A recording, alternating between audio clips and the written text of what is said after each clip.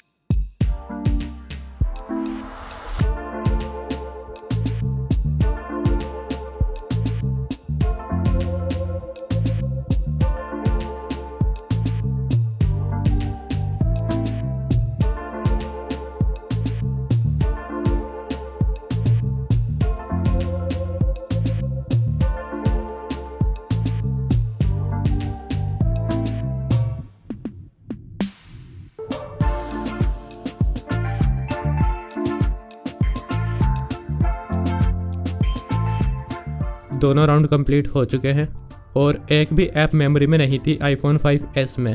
और अगर iPhone 10s की बात करूं तो यहाँ पे पिक्सआर्ट में हमें काइंड ऑफ रिफ्रेश देखने को मिला। हो सकता है वो कोई ग्लिच हो पिक्सआर्ट की तरफ से या कोई बग हो, क्योंकि और किसी ऐप में रिफ्रेश नहीं देखने को मिला हमें। सारी ऐप्स मेमोरी में थी 10s में। तो मैं कह सकता हूँ आईफोन 10s वर्दी है double the number of generation device के हिसाब से। इनकेस अगर आपने नहीं देखा तो मैंने सेम टेस्ट किया था आईफोन 6 एंड 12 प्रो के साथ में, तो अगर आपने वो वीडियो नहीं देखी है तो वो भी देख सकते हैं। और अगर आप चाहते हैं कि इस तरह की फन टेक्नोलॉजी वीडियोस में कंटिन्यू रखूँ फोन स्पायर चैनल पे, तो मुझे नीचे कमेंट्स में बताइए। और इसी के साथ साइन ऑफ करूँगा मैं आज की वीडियो को। Be smart, stay smart.